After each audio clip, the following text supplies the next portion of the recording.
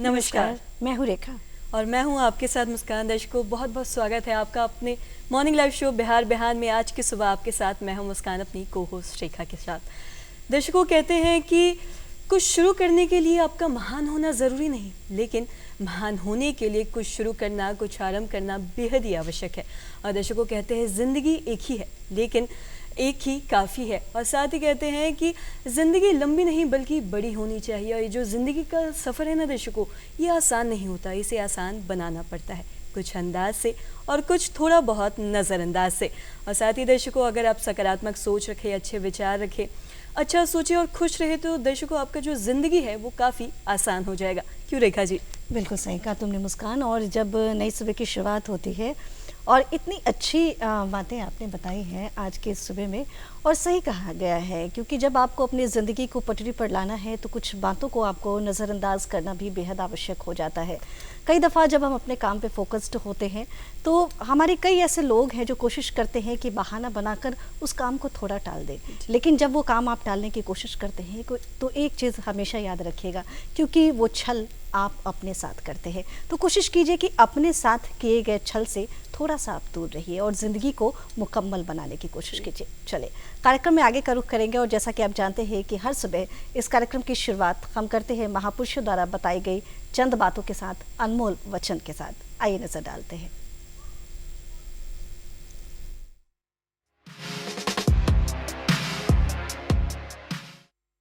एक अच्छे अखबार के शब्द अपने आप बोल देते हैं। ये है कुमार मनीष। इनके बारे में दर्शकों आपको बता दूं कि ये क्षेत्रीय निदेशक हैं मादक पदार्थ विभाग बिहार में। सर, बहुत बहुत स्वागत है, बहुत बहुत अभिनंदन आपका। बहुत बहुत शुक्रिया, बहुत बहुत धन्यवाद। मनीष जी, आप जोनल डायरेक्टर हैं नारकोटिक्स कंट्रोल ब्यूरो में। बिहार और झारखंड मुख्य रूप से आप देख रहे हैं। लगभग हर एक क्षेत्र के इलाके में आप घूमते हैं, चाहे वो ग्रामीण इलाका हो चाहे वो शहरी इलाका हो, आपकी दखल वहाँ होती है और कोशिश ये होती है कि मादक पदार्थ पर जो लगाम है उसके लिए जो योजनाएं संचालित की गई हैं उस पर आप देख रेख कर सके, उस कानून को आप लोगों के बीच में ला सके। लेकिन जानना चाहूँगी यहाँ शुरुआती बातचीत में कि कहाँ से संबंध रखते हैं, शुरुआती शिक्षा दीक्षा कब कैसे कहाँ से हुई, इसके विषय में बताएं। मैं बिहार से ही हूँ और बिहार में हाजीपुर जगह है, वो मेरा जन्म स्थान है। मेरे माता पिता वहीं हाजीपुर के ही थे, पिताजी एडवोकेट थे। और मैंने फिजिक्स ऑनर्स में ग्रेजुएशन किया, और ग्रेजुएशन के बाद 2000 में मैं सीआरपीएफ में सहायक कमांडेंट के रूप में नियुक्त हुआ। और सन 2020 में मैं नारकोटिक्स कंट्रोल ब्यूरो में ऑन डेपुटेशन हूँ, और 2020 से ही बिहार झारखंड का जोनल डायरेक्टर के रूप में कार्यरत हूँ। जी जी, जैसा कि सर आपने बताया कि आप जोनल डायरेक्टर के पद पे कार्यरत हैं एनसीबी में। सर, आपसे जानना चाहेंगे कि नशे के नुकसान से सभी लोग अवगत हैं और सरकार भी वक्त वक्त पे है जो विज्ञापन के माध्यम से ये बताते रहते हैं कि नशा हमारे शरीर के लिए कितना ही हानिकारक है। आपसे जानना चाहेंगे कि इससे शरीर पे कितना हानि पड़ता है। जी, नशा और अगर ड्रग्स की बात करें तो ड्रग्स अपने आप में एक केमिकल सब्सटेंस है जो आपके सेंट्रल नर्वस सिस्टम को अफेक्ट करता है। तो अगर ब्रॉडली और एक छोटे सा में ही समझे कि ये हमारे नसों को, हमारे मस्तिष्क को, हमारे पूरे शरीर को ये प्रभावित करता है अगर आप किसी भी चीज़ को के आदी हो जाते हैं या बहुत अधिक मात्रा में लेते हैं। तो ड्रग्स भी उसी में से एक है। चूँकि मैं एनसीबी में हूँ तो मैं एनडीपीएस एक्ट के अधीन जितने भी प्रतिबंधित ड्रग्स हैं उसी पे कार्य करता हूँ। और ऐसे मैं बताऊं कि physical symptoms as well as behavioural symptoms, यानी कि भौतिक रूप से शरीर में जैसा उसके अंदर कुछ चीज़ें दिखती हैं और साथ ही साथ उसके बिहेवियर में भी, व्यवहार में भी परिलक्षित होती हैं। तो बिहेवियर के तौर पे यदि आप किसी भी बच्चे के या किसी भी मनुष्य के आम व्यवहार में किसी प्रकार का परिवर्तन देखते हैं, यदि उससे अनिद्रा की शिकायत है, यदि उसे खान पान में परिवर्तन होता है, अर्थात कि कुछ लोग शायद ज़्यादा खाने लगते होंगे, कुछ लोग कम खाने लगते होंगे, दोनों अवस्था है, किसी भी प्रकार मेनली ये है कि कहीं बदलाव जो है वो आपको वॉच करने की आवश्यकता है। बोलने में दिक्कत, शरीर में कुछ निडल मार्क्स, शरीर में किसी प्रकार का कोई भी शरीर में फिजिकल चेंजेज उसमें साइंस अगर आए, इसके अतिरिक्त उसके सोचने में, उसके यादाश्त में कमी, तो इन सभी चीज़ों पे अगर जब कभी भी अगर आपको किसी भी व्यक्ति या किसी भी बच्चे में ऐसी प्रकार की कोई अगर सिम्टम्स सामने आता है तो निश्चित तौर पे सबसे पहले उससे बातचीत करें, उसका भरोसा जीतें और उसके बाद चिकित्सीय उसके उपचार के लिए प्रबंध करें। जी, यही जी। उसका उपाय है। ये छोटे छोटे सिम्टम्स जो है, तो ये छोटी छोटी बातें जो हैं, यदि कोई भी आम आदमी पे गौर करे तो पता चल जाता है। यदि हम एनसीबी के गठन की बात करें तो इसके विषय में क्या कुछ बताना चाहेंगे? एनसीबी मूल रूप से 3 क्षेत्रों पे काम करती है। एक है सप्लाई रिडक्शन, दूसरा डिमांड रिडक्शन और तीसरा harm reduction. Narcotics control bureau का एक जो मैंडेट है वो हम लोग नेशनल एजेंसी हैं for coordination on subjects related to drugs. इसका अर्थ ये हुआ कि ड्रग्स को की समग्रता से इसके निदान के लिए जितने भी एजेंसी पूरे भारत में और पूरे राज्य में कार्यरत हैं उन सभी के साथ समन्वय स्थापित करना। तो मोटे तौर पे जहाँ जहाँ सप्लाई रिडक्शन की बात है तो इन्फोर्समेंट एजेंसी एनडीपीएस एक्ट के अधीन जितने प्रावधान है उसको लागू करने के लिए सर्च, सीजर, अरेस्ट, प्रोसिक्यूशन आदि का कार्य करती है। उसके बाद डिमांड रिडक्शन की बात करें, यानी कि समाज में अगर मांग नहीं होगी तो उसकी आपूर्ति नहीं होगी। ये सबसे महत्वपूर्ण पहलू है। तो इसके लिए समाज में जन जागरूकता अभियान समय समय पर निरंतर चलाए जाते हैं और इसमें बहुत सारी एजेंसियां कार्य करती है। मुख्य रूप से ministry of social justice and empowerment और बिहार में डिपार्टमेंट ऑफ सोशल सिक्योरिटी या डिपार्टमेंट ऑफ सोशल वेलफेयर इस पर कार्य करती है। तो इसमें भी हम लोग समन्वय स्थापित करके लगभग सालों भर इस पर कार्रवाई चल रही है और इससे अवेयरनेस समाज में और निचले स्तर तक पहुंचने का प्रयास किया जाता है। हार्म रिडक्शन अर्थात कि यदि किसी को कोई पीड़ित है, नशे के दलदल में फंस चुका है, तो उनको किस प्रकार से उपचार पहुंचाया जाए, इसका कार्य ministry of health and family welfare देखती है। तो वो पूरी तरह से hospitals, private hospitals and NGO इस पर कार्य करती है। तो हम लोग इसमें जो खासकर ये अवेयरनेस और हेल्थ वाला जो पार्ट है इसमें हम लोग ज़्यादातर कोऑर्डिनेशन का काम करते हैं और जो सप्लाई रिडक्शन में है उसमें हम लोग डायरेक्टली इन्वॉल्व रहते हैं, जिसमें कि हम वहाँ पे इन्फोर्समेंट की कार्रवाई करें। ना केवल एनसीबी बल्कि एनसीबी जैसे बहुत सारे संगठन हैं, केंद्र के भी और राज्य के भी, उन सभी को समान अधिकार है एनडीपीएस एक्ट में। तो उसमें सभी एम्पावर्ड हैं और जो भी एजेंसियां हैं वो पूरी तरह से निरंतर कार्य भी कर रही हैं इसमें। जी सर, अगर सर मादक पदार्थ की बात करें तो कहीं ना कहीं ये समाज के लिए एक अभिशाप है। ये युवा पीढ़ी को तो ख़राब करता ही है, साथ ही साथ कहीं ना कहीं इससे परिवार पे भी काफ़ी ज़्यादा असर पड़ता है। काफ़ी ज़्यादा परिवार भी है जो प्रभावित होते हैं।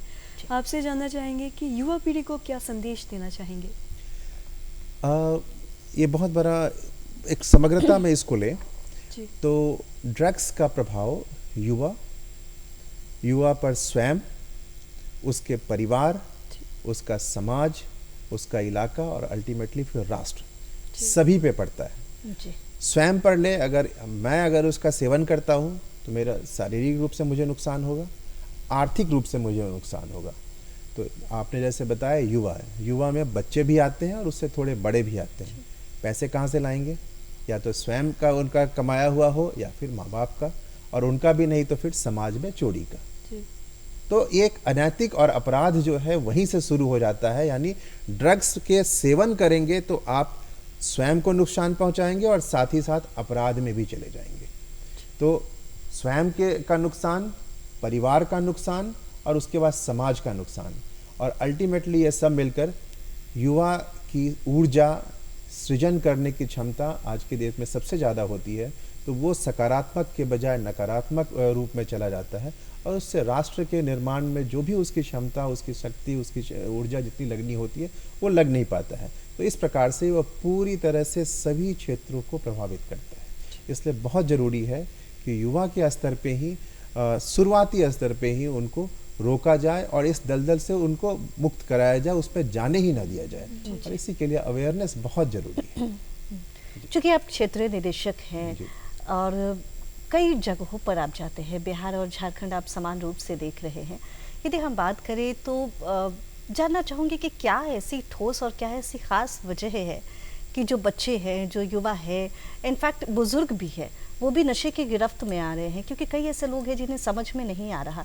आखिर नशा चूँकि हमारे यहाँ बंदी है यदि हम अल्कोहल की बात करें या कई ऐसे मादक पदार्थों की बात करें तो हमारे यहाँ बंदी है, कई ऐसे कानून भी बना दिए गए हैं, बावजूद इसके लोग नशे की गिरफ्त में जा रहे हैं। तो आप ज़मीनी स्तर पर काम करते हैं मनीष जी, जानना चाहूँगी कि क्या ऐसी ठोस वजह रही है इसके पीछे? बहुत महत्वपूर्ण प्रश्न है और आपके माध्यम से मैं आपके दर्शकों को बताना चाहूँगा कि जो अभी तक की जितनी भी स्टडीज़ हैं उसके अनुसार लगभग 87% पहली बार जो नशे का सेवन करते हैं वो अपने पीयर प्रेशर, समाज में उनका एक नाम हो, एक एडवेंचर के तौर पे इसके लिए करते हैं। सिर्फ कि हाँ इसमें क्या है, एक एडवेंचर के तौर पे दोस्तों के दबाव में।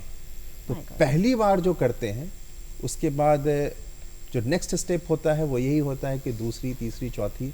और ड्रग्स एक ऐसी चीज़ है, ये आमतौर पे दूसरे व्यसन के जैसा नहीं है कि आपने जब चाह लिया, जब चाह छोड़ दिया।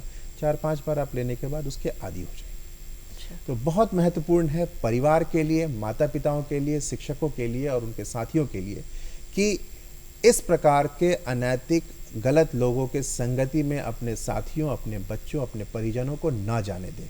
और साथ ही साथ आपके समाज, आपके आसपास, आपके वातावरण में अगर इस प्रकार के बच्चे हैं तो उनकी सहायता भी करें, उनको उस दलदल से निकालने के लिए जितनी भी संभव हो मदद करें, उनका भरोसा जीते और नियरेस्ट अस्पताल में ले जाकर के उसका इलाज कराएं। ये बहुत महत्वपूर्ण है क्योंकि एक बार आपका बच्चा या आपका परिजन या आपका कोई भी साथी अगर 2-4-5 बार लेने लगा तो वो निश्चित तौर पे ज़्यादा संभावना है कि उस ड्रग्स के दलदल में चला ही जाएगा। तो ये बहुत महत्वपूर्ण इसलिए है कि पूरे क्षेत्र में नहीं केवल बिहार झारखंड बट पूरे देश, ग्लोबल स्तर की ये समस्या है, एक बॉर्डरलेस क्राइम है। तो ऐसे में जो चीज़ें सामने आती है कि पीयर प्रेशर में ही पहली बार जाते हैं और जब एक बार जब उस दलदल में चले गए तो फिर बहुत मुश्किल हो जाता है निकलना। तो इसी के बाद लोग नशे के एक विशियस साइकिल में फंस जाते हैं। जी जी। और कहीं ना कहीं सर ये सारी चीज़ों की अगर शुरुआत अगर कहें तो ज़्यादातर ये कॉलेज में होता है, क्योंकि अक्सर बहुत से ऐसे बच्चे करते हैं उसमें से कोई एक बच्चा अगर इन सब चीज़ों का सेवन नहीं करता है तो उसे कहीं ना कहीं इन्फीरियर फील करवाया जाता है। ये भी कहीं ना कहीं कह सकते हैं कि मुख्य कारण है। जी जी बिल्कुल। इनफैक्ट अगर स्कूल्स कॉलेज की बात करें तो बच्चों को बुली भी किया जाता है, बच्चों को सेग्रीगेट कर दिया जाता है, बच्चों को आउटकास्ट कर दिया जाता है कि भाई आप मेरे लायक, मेरे कंपनी के लायक नहीं हो। और इसी के क्रम में कई बार बच्चे उसको अपने आप को प्रूव करने के लिए इस रास्ते में चले जाते हैं। ये जो मादक पदार्थ विभाग है बिहार के, ये किस तरीके से काम करती है, किन उद्देश्यों के साथ काम करती है, इस बारे में बताएं और साथ ही अपने रोल एंड ड्यूटीज़ के बारे में बताएं। जी, नारकोटिक्स कंट्रोल ब्यूरो 1986 में इसकी स्थापना हुई। NDPS एक्ट के अंदर ही एक प्रोविज़न है, उसके तहत केंद्र सरकार की एक एजेंसी का निर्माण करना था। तो उसी के आधार पे NCB का गठन किया गया 86 में और बिहार में ये कार्यरत है। और हमारा जो उद्देश्य है वो है intelligence, enforcement and coordination. Intelligence मतलब आसूचना का इकट्ठा करना, उसके बाद उस पर संकलन करके उस पर कार्रवाई करके फिर इन्फोर्समेंट की कार्रवाई, प्रवर्तन की कार्रवाई, मतलब कि इस पर जो आपराधिक तरह के लोग हैं, अपराधी तत्व हैं, उस पर लगाम लगाना, उस पर उसको पकड़ना और फिर विधि सम्मत कार्रवाई करना। और तीसरा पक्ष है वो कोऑर्डिनेशन का है। ये नेशनल मैंडेट हमारे पास है कि जितने भी एजेंसी नारकोटिक्स से संबंधित कार्य कर रहे हैं उसके साथ एक समन्वय स्थापित करके और एक साथ गृह मंत्रालय को उसको फीड करना। तो इसी प्रकार से हम पूरे राज्य में और NCB पूरे देश पे इस पर कार्य कर रही है, इन्हीं तीनों क्षेत्रों पे कार्य कर रही है। और मुख्य रूप से हम लोग NDPS एक्ट के अधीन जो प्रावधान है उसके तहत हम लोग खासकर ट्रैफिकर्स यानी तस्करों के खिलाफ हम लोग ज़्यादा कार्रवाई करते हैं। NCB चूँकि एक नेशनल एजेंसी है इसलिए हम लोग इस पर कमर्शियल क्वांटिटी, मतलब कि बहुत बड़े पैमाने पर जो लोग अंतर्राज्यीय या अंतर्राष्ट्रीय तस्करी में लिप्त हैं उन लोगों के खिलाफ कार्य करते हैं। और जो लोकल स्तर पर, स्थानीय स्तर पर जो इसमें ड्रग्स के लेन देन में या इसके तस्करी में लिप्त हैं उसके लिए यहाँ की राज्य पुलिस या अन्य एजेंसियाँ हैं, यहाँ आर्थिक अपराधी इकाई भी है, वो लोग उस पर कार्य करते हैं। जी, कई ऐसे एक्ट है मनीष जी जिसके विषय में आपने बताया है और मुझे लगता है कि यदि लोग जानेंगे तो समझ भी पाएंगे कि ये एक बहुत बड़ा अपराध है। नशा करना अपने आप में बहुत बड़ा अपराध है और इससे लोग बचने की कोशिश भी करते हैं। पूरी सरकारी कोशिश होती है, सरकारी मुहिम लगी रहती है, इसमें कई ऐसी टीम होती है जो काम करती है। यदि हम बात करें नशा मुक्त भारत अभियान की, तो ये अभियान बहुत ही व्यापक स्तर पर चलाया गया, नशा मुक्त पखवाड़ा भी चलाया गया। तो इसके विषय में मैं चाहूँगी कि विस्तार से बताएं, इसको चलाने के पीछे के क्या उद्देश्य रहे और किन किन चुनौतियों का सामना करते हुए आप इस तमाम योजनाओं को मूर्त रूप दे पाते हैं। नशा मुक्त भारत का विजन भारत के प्रधानमंत्री माननीय नरेंद्र मोदी जी का है। उसी के आधार पे गृह मंत्रालय के अधीन हम लोग कार्य कर रहे हैं और हाल ही में 12 जून से लेकर 26 जून तक हम लोगों ने नशा मुक्त भारत पखवाड़ा मनाया और ये पूरा साल हम लोग नशा मुक्त भारत के तौर पे मना रहे हैं। इसमें इन्फोर्समेंट की गतिविधि के साथ साथ हम लोग अवेयरनेस पे बहुत ज़्यादा ध्यान दे रहे हैं और समाज के अंतिम पग तक जाने का प्रयास कर रहे हैं और साथ ही साथ जो सबसे ज़्यादा अफेक्टेड ज़िले या प्रदेश हैं उन जगहों पे जाने का प्रयास कर रहे हैं। इस पूरे क्षेत्र में खासकर ये जो आज़ादी के 75वीं वर्ष में जो अमृतकाल मनाया जा रहा है, इसमें आपके माध्यम से मैं बताना चाहूँगा कि पटना जोन पूरे देश में सबसे ज़्यादा सीज्ड ड्रग का डिस्पोजल करने में कामयाब रही है और हम लोगों ने 50,000 kg से ऊपर रादर 54-55,000 किलोग्राम्स के करीब सीज्ड ड्रग्स को इसका विनष्टीकरण की कार्रवाई हम लोगों ने इस साल की है।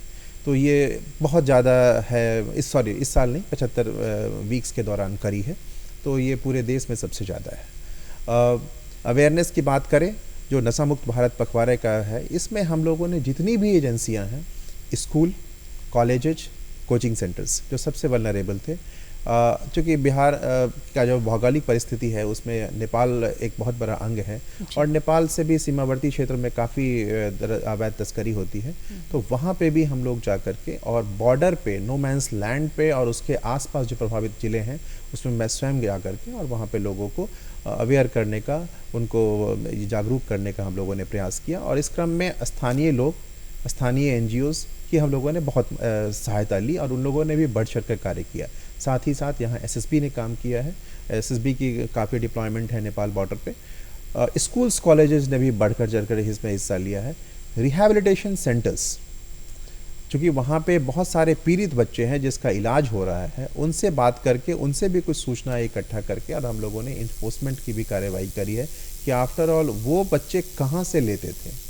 आपके माध्यम से मैं आपके दर्शकों को बताना चाहूँगा कि मैंने ऐसे बच्चों से इधर, और ऐसे 1-2 बच्चे नहीं, इनकी संख्या सैकड़ों में है, मैं उतने बच्चों से मिला हूँ जो 3 से 4 साल नशे की हालत में रहे हैं और आप शायद आकलन नहीं कर सकते हैं कि एक एक बच्चा 15 से 20 लाख तक सिर्फ इसी नशे के सेवन करने के लिए इतने पैसे की बर्बादी उसने करी। जो बच्चा 15, 17, 18 साल का है उसकी कमाई आपको समझ में आ सकता है वो कहाँ से लाया हो।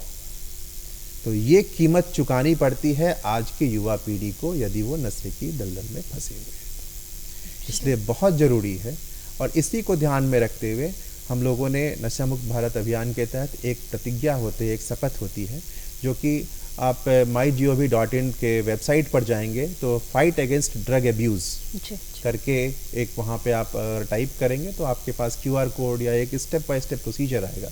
उस शपथ को आप लें, ई-प्लेज है, ई-शपथ है, आप इलेक्ट्रॉनिक रूप में उसको ले सकते हैं, अपने साथियों को भी दे सकते हैं। इसका मूल उद्देश्य है कि इस जन जागरण में, इस पूरे अभियान में हम जनता का सहयोग चाहते हैं, उसको ज़्यादा से ज़्यादा तक लोगों तक बढ़ाएं, बिकॉज़ ये एक संस्था या 10 संस्थाओं का सवाल नहीं है, इन सभी से ये हो नहीं सकता, ये समस्या धीरे धीरे बढ़ रही है। तो इसमें पूरे इसको हम लोग मूल रूप से जन आंदोलन का एक मूर्त रूप देना चाहते हैं और इसमें सभी से आह्वान करते हैं कि आप आएँ, मिलें और इस पर हम सभी का सहयोग करें। साथ ही साथ किसी भी प्रकार की आप सूचना देना चाहते हैं, आप नियरेस्ट कोई भी इन्फोर्समेंट एजेंसी को दें, जरूरी नहीं है NCB को देने का, पुलिस भी उतना ही एम्पावर्ड है, कोई भी एजेंसी को आप दें, वो या तो स्वयं कार्य करेगी वेरीफाई करने के बाद या फिर किसी अन्य एजेंसी जो एम्पावर्ड है उसको देगी। तो इस प्रकार से कार्य करते हैं। बच्चों को भी हम प्रेरित करते हैं, ड्राइंग, पेंटिंग, म्यूजिक कॉम्पिटिशन्स भी हम लोगों ने बहुत कराए हैं, बहुत जगह हम लोगों ने पुरस्कार भी उन लोगों को दिया है और इस प्रकार से हम लगातार, ये एक निरंतर चलने वाली प्रक्रिया है और इसमें हम लोगों ने निरंतरता बनाए रखने का भी प्रयास किया है मीडिया का भी इसमें बहुत अहम योगदान रहा है और उन लोगों ने बहुत सहायता करी है।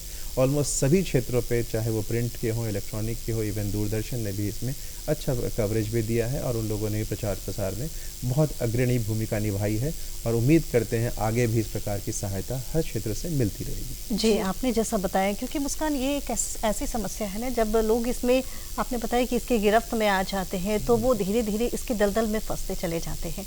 क्वेश्चन यहाँ पे खड़ा होता है मनीष जी कि क्या करें यदि कोई भी इंसान, कोई भी व्यक्ति नशे की गिरफ्त में चला गया है, वो सुधरना चाहता है, वो चाहता है कि मैं अपने आप को मुख्य धारा में लेकर आऊँ, तो इसके विषय में वो क्या करे, अपने लिए क्या कुछ कर सकता है, कहाँ पर जाकर संपर्क कर सकता है, और यदि आप अपना कोई हेल्पलाइन नंबर देना चाहते हैं जहाँ पर वो आपसे संपर्क करे, तो क्या कुछ बताना चाहेंगे इसके बारे में? और साथ ही रिहैबिलिटेशन सेंटर्स जो बने हैं उसमें कैसे दिनचर्या होता है, क्या कुछ होता है, इस बारे में भी हमें बताएं।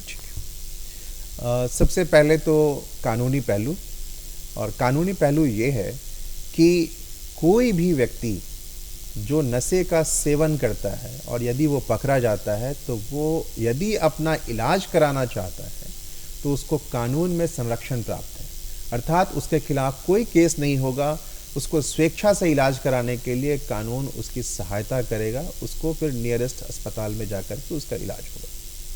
तो ये तो सभी लोग समझे जो लोगों की भ्रांतियां हैं। और आम तौर पे सबसे बड़ी समस्या क्या है कि अगर आपका बच्चा या आपके परिवार का कोई भी सदस्य यदि सेवन करता है तो सबसे पहले उस परिवार के लोग करते हैं उसको छिपाने का प्रयास करते हैं, जिससे कि वो समाज में सामने नहीं आए और समाज में स्टिग्मा के तौर पे या प्रॉब्लम नहीं आए वहाँ। इससे थोड़ा सा बचने की आवश्यकता है, क्योंकि अगर आप जितना छिपाएंगे वो प्रॉब्लम और एग्रेवेट होती जाएगी, हो सकता है वो स्टेज पार कर जाए, तो फिर ट्रीटमेंट में और समस्या आएगी। तो इसलिए ज़रूरी है बच्चे का एक्टिविटीज़ पर ध्यान दें, कोई चेंज आता है बात करें, उसका भरोसा जीते, भरोसा जीतने के बाद उसके इलाज की समुचित व्यवस्था करें। आपने प्रश्न पूछा कि उसे कहाँ ले जाया जाए। बिहार राज्य के सभी जिलों में जो जिला अस्पताल है वहाँ पे डी एडिक्शन सेंटर फंक्शनल है। इसके अतिरिक्त ऑलमोस्ट प्रत्येक शहरों में, जो बड़े शहर हैं वहाँ पे एनजीओज, प्राइवेट हॉस्पिटल्स भी फंक्शनल है। वहाँ पे कुछ पैसे ज़रूर लगते हैं लेकिन वहाँ इलाज होता है। तो एक चीज़ तो ये समझें कि जो ड्रग एडिक्ट्स हैं उनका इलाज संभव है और वो समाज के मुख्य धारा में दोबारा स्वस्थ होकर वापस आ सकते हैं। तो इस चीज़ को भी अपने दिमाग में रखें। तो ज़रूरी क्या है कि उसका भरोसा जीता जाए और इलाज कराया जाए।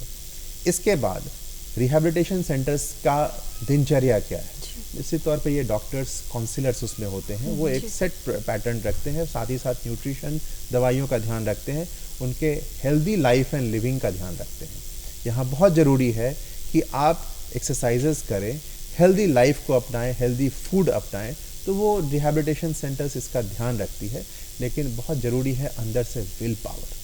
यहाँ पेरेंट्स का इन्वॉल्वमेंट और भी इसलिए ज़रूरी है कि ये भी हम लोगों ने देखा है कि जितने लोगों ने रिहैबिलिटेशन सेंटर्स में कार्य किया है, वहाँ से ठीक होकर वापस गए हैं, उसमें से ज़्यादातर लोग दोबारा फिर उसी संगत में जाकर दोबारा फिर नशे का सेवन कर रहे हैं। कार्यक्रम के माध्यम से कोई हेल्पलाइन नंबर आप देना चाहेंगे जी हमारे बिल्कुल। दर्शकों को? नारकोटिक्स कंट्रोल ब्यूरो जो पटना का हेल्पलाइन है 0612 2565 इसके साथ ही एक हमारा ईमेल आईडी भी है PZU पटना जोला ड्यूलेट का PZU-NCB@NIC.in। इन दोनों पे आप 24 घंटा फंक्शनल है, कंट्रोल रूम भी और ईमेल आईडी पे भी आप जिस प्रकार की सूचना देना चाहें आपका स्वागत है।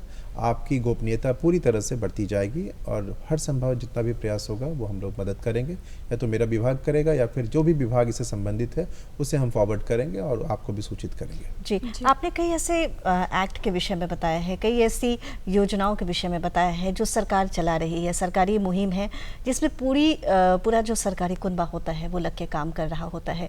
यदि हम बातचीत करें मनीष जी कुछ ऐसी योजनाओं का जिसका फ़ायदा लोगों को पहुंच सके, जिसका फ़ायदा वैसे लोग तक पहुंच सके जो नशे की गिरफ्त में हैं, तो क्या कुछ ऐसी योजनाओं का जिक्र करना चाहेंगे और क्या बताना चाहेंगे किस तरीके से लोग उन तमाम योजनाओं से लाभान्वित हो पाते हैं? नशा मुक्त भारत अभियान के तहत बहुत सारी योजनाएं हैं जो राज्य और केंद्र स्तर पर चल रही है। अगर हम बिहार के परिप्रेक्ष्य में देखें तो सबसे पहले बिहार में यहाँ अवैध खेती होती है अफीम की।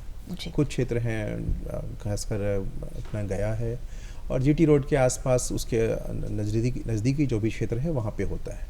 तो वहाँ पे जो स्थानीय प्रशासन है उस पे ऑल्टरनेट क्रॉप डेवलपमेंट स्कीम के तहत वहाँ लोगों को जो प्रभावित क्षेत्र है वहाँ पे अफीम के जगह कोई और जो कैश क्रॉप या अन्य प्रकार के क्रॉप उपजाने में, फ्रूट बियरिंग ट्रीज़ वगैरह लगाने में उसमें सहायता प्रदान करती है, पैसे भी देती है, मार्केट्स का भी अरेंज करती है।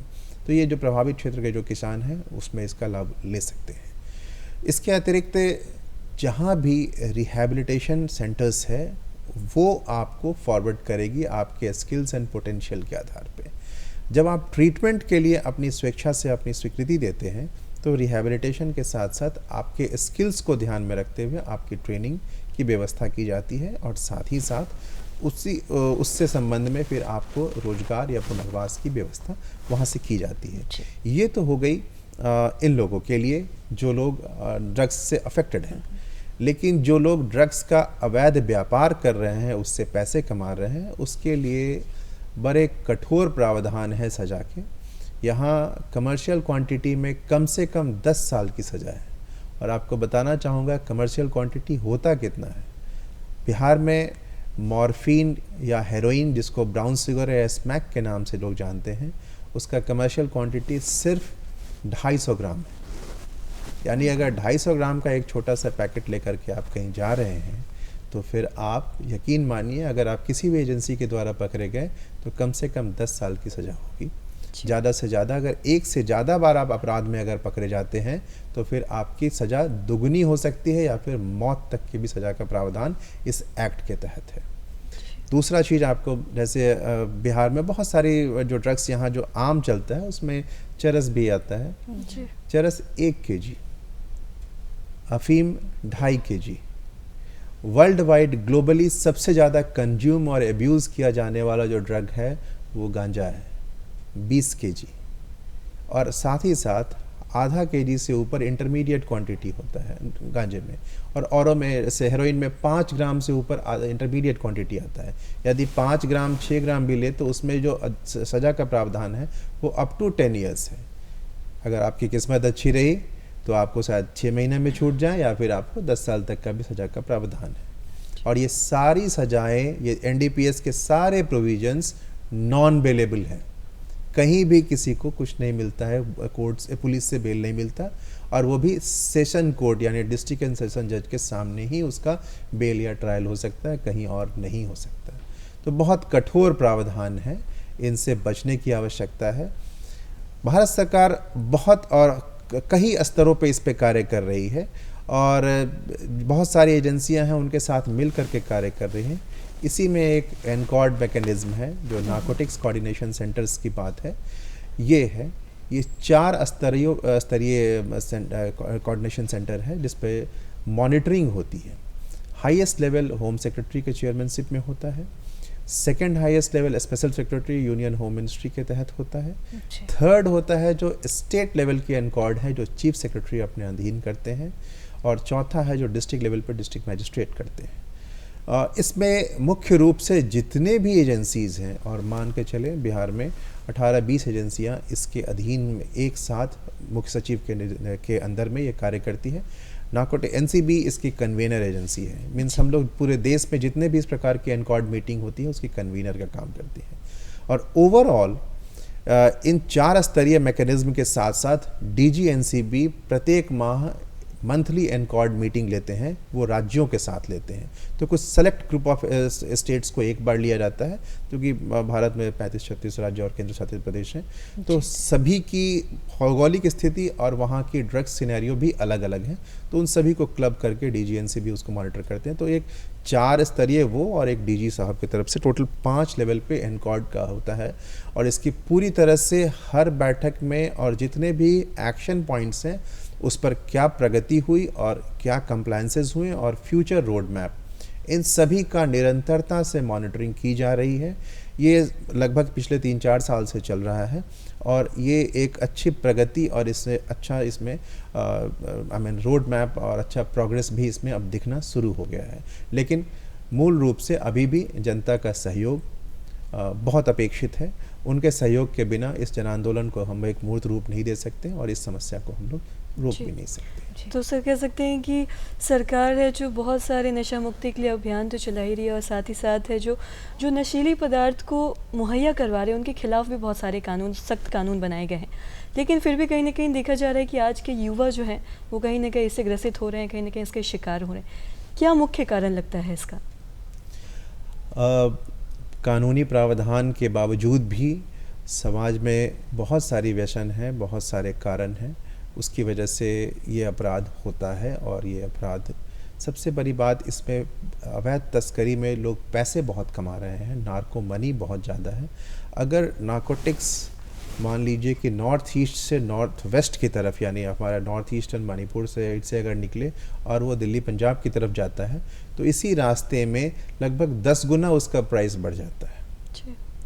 तो इसमें पेडलर्स से लेकर बड़े ट्रैफिकर्स कमाते हैं, और उसी के कमाने के क्रम में मैं आम जनता भी जो देखते हैं वो भी समझते हैं कि शायद इसमें अगर जाएंगे तो तुरंत ईजी मनी और जल्दी मनी का जो ग्रीड है उसके लोगों को इसकी तरफ खींचता है। लेकिन इसका जो अदर पहलू है कि एक बार जब अगर फंसेंगे तो फिर पूरी ज़िंदगी समाप्त हो जाता है, पूरा परिवार समाप्त हो जाता है। It breeds almost every sort of crime. Her crime के लिए पैसे की जो आवश्यकता होती है, चाहे वो इंटरनेशनल लेवल पर टेररिस्ट एक्टिविटीज़ भी हो, नार्को टेररिज्म भी लगभग इन्हीं चीज़ों से ब्रीड होकर के और इन्हीं इट्स अदर फ्यूल के रूप में ये कार्य करता है। तो इसकी वजह से अब बच्चों की बात मैंने पहले ही बताया कि लोग इसमें सिर्फ पहली बार एडवेंचर, या किसी ने एक बार कभी सिगरेट पिया तो सिगरेट के बाद दूसरा क्या, जी। अगर शराब पिया तो उसके आगे क्या, इसी के क्रम में जानने की उत्सुकता के क्रम में लोग पहली बार जब इस दलदल में एक स्टेप लेते हैं तो फिर देयर इज़ नो रिवर्सल, तो पीछे जाने का थोड़ा मुश्किल हो जाता है, और इसके बाद बच्चे इसमें शामिल हो जाते हैं। जी मनीष जी, यदि हम बात करें, चूँकि युवाओं की हम बात करते हैं, जब भी नशे की बात होती है दो लोग मुख्य बिंदु पे आते हैं, एक युवाओं का जिक्र आता है और एक बच्चों का जिक्र आता है। But we forget womens, we forget girls. यदि आज के इस दौर की बात करें तो कई ऐसी बच्चियां हैं जो पढ़ने के लिए बाहर निकलती हैं। इस आज के परिप्रेक्ष्य में हम देखें तो कई ऐसी महिलाएं हैं जो वर्किंग है, उन्हें कॉरपोरेट सेक्टर में जाना है, कॉरपोरेट माहौल में रहना है। उनको लगता है कि मैं थोड़ा सा स्टैंडर्ड अपना वो मेंटेन करने के चक्कर में कहीं ना कहीं थोड़ा सा नशे का सेवन वो ज़रूर कर रही है। आपके पास तो चूँकि प्रतिवर्ष का डेटा होता है, डेटा आपके पास आता है, तो आपको क्या लगता है, महिलाएं इस गिरफ्त में आ रही हैं या महिलाएं बची हुई हैं? बहुत सार्थक प्रश्न है, और आज के परिप्रेक्ष्य में आपके माध्यम से आपके दर्शकों को बताना चाहूँगा बहुत ज़्यादा डिफरेंस नहीं है। जेंडर इक्विटी की बात अगर आप यहाँ भी देखें तो लगभग आपको वो बराबर मिलेगा। सेवन की जहाँ तक बात करें, और आपने बहुत वाजिब प्रश्न पूछा है कि आज के दौर में महिलाएं भी पुरुषों के साथ मिलकर बड़े से बड़े शहरों में अकेले भी कार्य करती हैं जी। तो सेवन की दृष्टि से देखें तो बहुत डिफरेंस, जैसे मैंने बताया कि नहीं है। सेवन वो लोग भी करने लगी हैं और महिलाओं के भी प्रतिशत बढ़ती जा रही है। ट्रैफिकिंग में भी बात करें, चूँकि इंडिया में कुछ ऐसा सिस्टम है, कुछ सोसाइटी का भी अप्रोच है कि महिलाओं को हम लोग थोड़ा सा इस मान के चलते हैं कि वो इस दलदल में या इस काम में शामिल नहीं होंगे, तो उनको हम लोग ज़्यादा सर्च भी नहीं करते हैं। लेकिन हमारे रिपोर्ट्स, केसेस के आधार पे भी हमारे पास उतने एविडेंसेस हैं जिसके आधार पे हम आपको बखूबी बता सकते हैं कि एक स्थान से दूसरे स्थान तक ले जाने में महिलाओं का इस्तेमाल किया जाता है। ड्रग्स के करियर के तौर पे महिलाएं बिहार राज्य में भी बहुतायत, यूपी में भी बहुतायत, नेपाल में भी बहुतायत, झारखंड में भी बहुतायत रूप से कार्य कर रही हैं, बंगाल से इस तरफ भी बहुतायत कार्य कर रही हैं, नॉर्थ ईस्ट में भी कार्य कर रही हैं। तो महिलाएं भी इसमें हैं, ये चिंता का ज़रूर विषय है। धीरे धीरे उनकी सहभागिता बढ़ती जा रही है, तो ये हमारे लिए भी चिंता का विषय है। बिकॉज़ हम लोग जनरली या कोई भी एजेंसी एक करने का एक तरीका है, दायरा है, एसओपी है, विधि सम्मत कार्रवाई करती है। ऐसा नहीं है कि अगर जानकारी में रहते हैं कि महिलाएं इसमें हैं तो कार्य करती है, बट आमतौर पे अगर एक नॉर्मल सर्च की बात होती है तो महिलाओं को सेग्रीगेट करके बाकी लोगों का सर्च किया जाता है, तो वैसे में वो कई बार छूट जाती है। बट ये भ्रांति क्या है, जैसे आपने बताया कि लोगों के साथ कदम से कदम मिलाने के चक्कर में शायद ले लेती है। एक बहुत बड़ी भ्रांति है कि ड्रग्स लेने से शायद हमारा प्रॉब्लम सॉल्व हो जाएगा, शायद हमारा ये हमें स्टिमुलेशन मिलेगा, कुछ काम करने में शक्ति ज़्यादा मिलेगी। ऐसा है नहीं। ये बहुत बड़ी मिथ्या है। ड्रग्स का जो इस्तेमाल करते हैं वो डिप्रेसेंट भी हो सकते हैं, स्टिमुलेंट भी हो सकते हैं, हाइपर एक्टिविटी भी हो सकती है, हेलुसिनेशन भी होता है, लगता है कि हम दूसरी दुनिया में घूम रहे हैं। तो इस प्रकार का, जैसे मैंने शुरुआती दौर में बताया कि ये सेंट्रल नर्वस सिस्टम को अफेक्ट करके धीरे धीरे आपके शरीर को खोखला करता है। तो ये सारी मिथ्याएं हैं। ड्रग्स कभी भी आपको जो वास्तविक जिंदगी है और वास्तविक ऊर्जा है उससे आपको जोड़ कर नहीं रख सकता है, बल्कि वो आपको एक दूसरे यूफोरिया में ले जाता है जो कि वास्तविकता से बहुत अलग है, उससे परे है। जी, चूँकि आप जोनल डायरेक्टर हैं और बिहार झारखंड में लगभग हर जिलों में आपका जाना होता है, यदि हम ग्रामीण क्षेत्रों की बात करें तो वहाँ भी आपका जाना होता है। कुछ एक अनुभव के विषय में यदि हम जानना चाहें, जब आप ज़मीनी स्तर पर जाते हैं, लोगों को कुछ समझाने की कोशिश करते हैं, क्या कुछ अनुभव साझा करना चाहेंगे इसके विषय में? मैं सकारात्मकता में बिलीव करता हूँ और सकारात्मकता की ही बात करूँगा। मैं ऐसे लोगों से भी मिला हूँ और आपके दर्शकों को बताना चाहूँगा कि जो लोग 10 साल तक नशे के सेवन करते रहे हैं, बुरी तरह से परेशान रहे हैं, वो भी आज के इस परिप्रेक्ष्य पे, आज के समय में वो मुख्य धारा में आ गए हैं और वो अपना रिहैबिलिटेशन सेंटर चला रहे हैं। जी सर, वक्त की थोड़ी पाबंदी है, तो जाते जाते आप हमारे दर्शकों को क्या कुछ संदेश देना चाहेंगे? ये एक बॉर्डरलेस क्राइम है।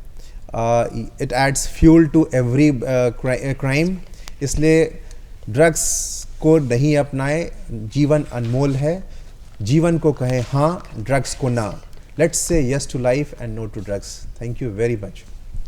बहुत बहुत शुक्रिया कि आप इस कार्यक्रम में शामिल हुए मनीष जी, और आपके माध्यम से जो हमारे दर्शक हैं वो ढेर सारी बातें जान पाए, किस तरह से उन्हें नशे के सेवन से बचना है और नशे की गिरफ्त में यदि आप आ चुके हैं तो कैसे आप अपने आप को मुख्य धारा में शामिल कर सकते हैं। Thank you so much for coming here. Thank you sir. और दर्शकों जाने से पहले हम आपसे एक रिक्वेस्ट करते हैं, गुजारिश करते हैं कि आप हमें खत भेजिए, जिससे हम ये जान सकें कि आपको ये जो आज का हमारा कार्यक्रम है वो कैसा लगा, और साथ ही आप अपना कोई सुझाव भी दे सकते हैं। तो फटाफट दर्शकों उठाए पेन कॉपी नोट करें। हमारा पता है कार्यक्रम बिहार निदेशक DD बिहार दूरदर्शन केंद्र पटना, फ्रेजर रोड। साथ ही हमारा पिन कोड है 800001 और हमारा email ID है director ddkpatna@gmail.com।